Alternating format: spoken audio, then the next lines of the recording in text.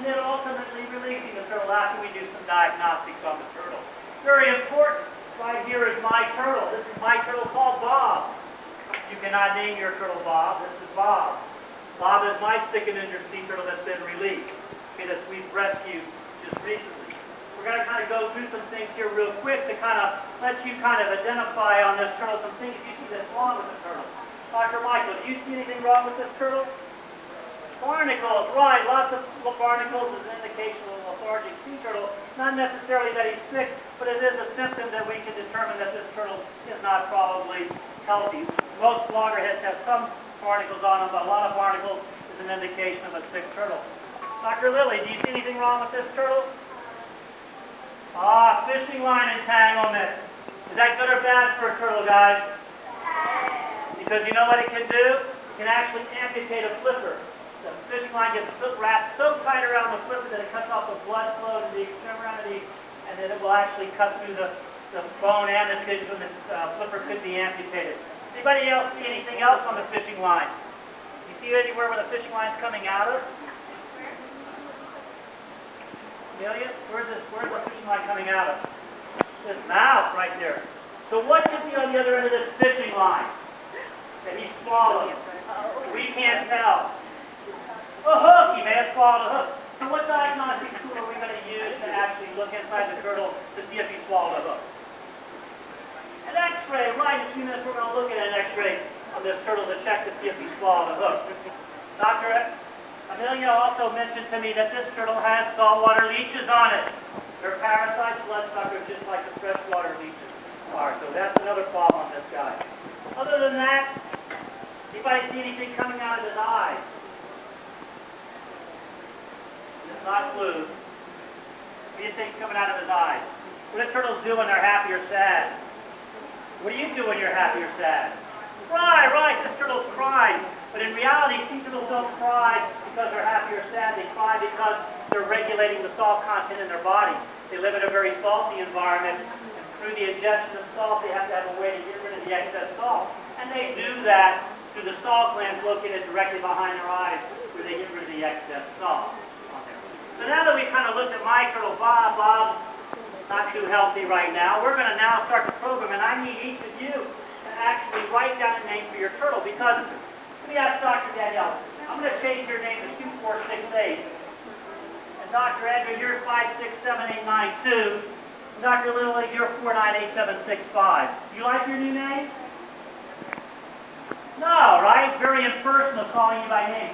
Well, in the state of Florida, when we fill out our forms on the turtles, we use numbers, but that's very impersonal. So here at the Loggerhead Marinelife Center, we actually name our turtles. So the first thing that happens to a turtle when they come in the center is they need a name. So it's up to you now to pick a name for your turtle and write it on your worksheet. It's the hardest part of the class. My name is Bob on my turtle. You can't use Bob. And the other name is perfect. So go ahead and write your name down on the turtle now, on your worksheet. Any name you want. What do you call yours? Marley, I like that name, Marley. What do you call yours? Let's see, that's a good name. How about you? Coco. Robert, that's a good name.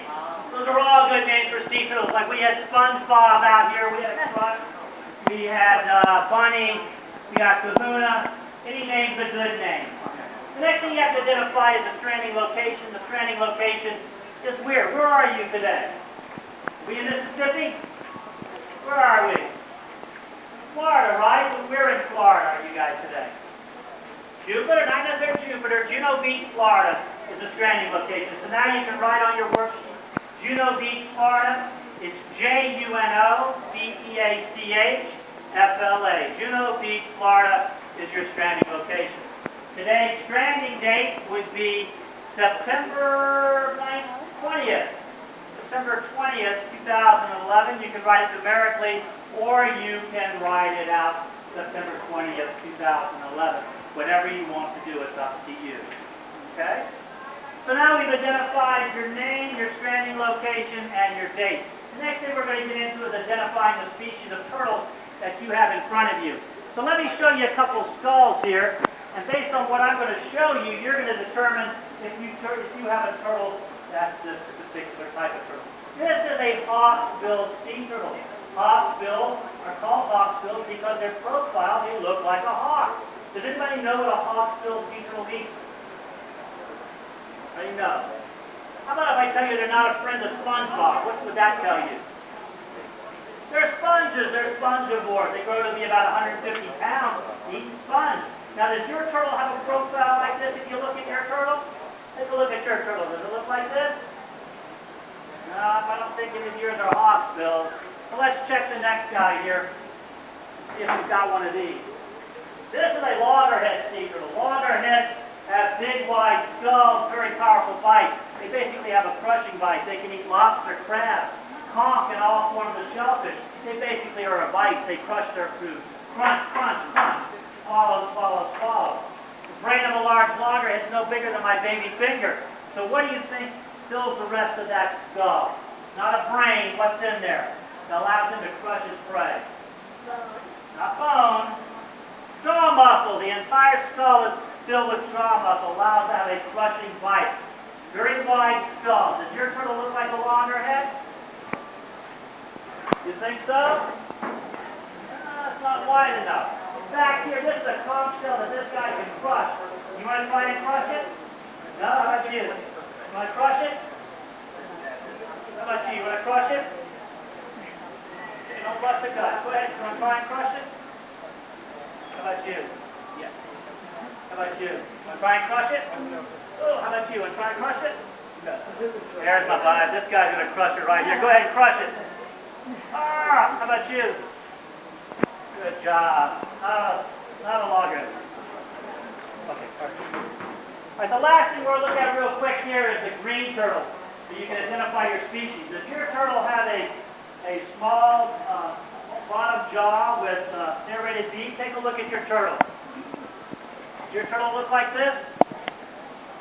How about it? Yep, you guys have green turtles, so you can check off the block on your worksheet for a green turtle. So we've identified your species of turtle. The next thing we're going to do is measurement. We are scientists here, boys and girls. So as scientists, what form of measurements do we use as scientists? Starts with the letter M. Metric system, right. Our inches are going to be centimeters, our pounds are going to be kilograms. So we're going to actually use that form of measurement today, because all the information we provide on these worksheets go to the state and are used worldwide. So the first thing we're going to do on your sea turtle is measure the length of the shell and then the width of the shell. We're going to get a straight measurement. And to do that, you're going to use a set of calipers to do that measurement, okay? Now the key here is you want to measure your turtle shell from here, from the front to the back. A lot of times people want to measure from the nose to the back. We don't do that. We measure the shell, the carapace, from the front to the back. So now you all can go ahead and measure the length and the width of your sea turtle with the calipers. Why don't you guys work together as a team and help each other out to do that, okay? Most of you can work together doing that. You go ahead and find your measurements and then record them on your worksheet for your straight measurement for the length, and then you're going to do a measurement for your width on there. Good job. You're doing good. Now, you can actually, once you've done that, you can measure the width of your turtle. Good. Go ahead and write it down on your worksheet then once you know what the numbers are. After you've done that, the length, then you're going to turn it sideways, and you're going to get a width measurement of your sea turtle. So then do your width by measuring it just like this. You're going to get the widest part of the shell, and you're going to do a width measurement. Okay? So you're going to do the length, and then you're going to do the width. Good job. That particular instrument is set up for centimeters already, so you can just read the number off of there to record on your worksheet. There you go. Perfect. That's your width. Good job. You guys got your length and your width. You're doing good. Okay. We've done our straight measurements, boys and girls. Now what we have to measure is the curved length of a shell. To get a curved measurement, we're going to use our straight measuring tape, okay? The important thing, just for scientists, we want to take the measurements in centimeters. Those are the small numbers on the back of the measuring tape. So now go ahead and complete the process once again. Do a straight measurement of the curved shell and the width. So you do a length and a width. So let's see, here you go. You can start that like this. There you go. There you go. There you go. You're doing good. All right. Good measurement. Remember, you're going to get a length and you're going to get a width for your turtle. Good job. Good job. Doing good. All right. Now that we've got our straight length, our curved length, and our curved width, and our straight length, we're actually going to move into now looking at an X-ray. Let me ask you, boys and girls, how many of you have ever been to the doctor and had an X-ray? Who's broken a bone before? Anybody here? Only one. So we're going to actually now move around from your table. Come on over here. Let's look at our X-ray on our television screen here. Can you bring it all over here, Dr. Russell? Come over here, real quick. Which way you want? Right over here. Come on over, guys. Come on, let's take a look at the X-ray. Let me ask you a quick question. Yeah, that you're all doctors here. Are there any of you here that are spineless? Do all of you have a spine? Are we all vertebrates? We are? Okay. Sea turtle's a vertebrate also. Take a look at the spine in its shell right there. That's its vertebrate, its spine. Actually, the inside of the shell here, you can see where the spine goes right here. Does everybody here have ribs? Not the kind you ate at Outback last night. You all have ribs, don't you? Inside your body? Well, let's take a look at the sea turtle's ribs right here. Right here are the sea turtle's ribs right here. See it located right there? So the turtles have ribs. If you look at its shell, you can see how the ribs are actually built into the hard, bony shell of the sea turtle. A little bit different than our rib structure.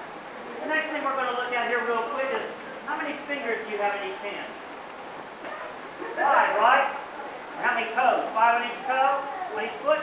Let's take a look now at the sea turtle's bones in his slipper and see how many he has. Let's count here. 1, 2, 3, 4, 5. Sea turtles have 5 bones in their front flippers just like you have 5 fingers.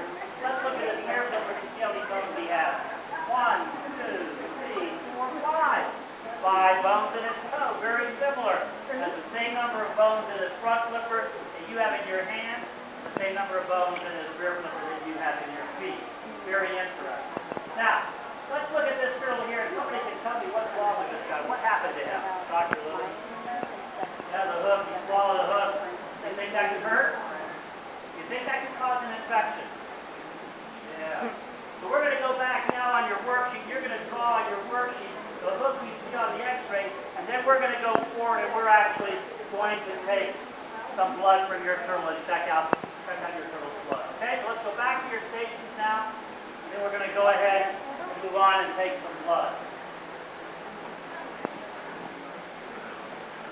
Okay, now, go ahead and draw on your worksheet the hook. Okay, you're good on the hook. Now,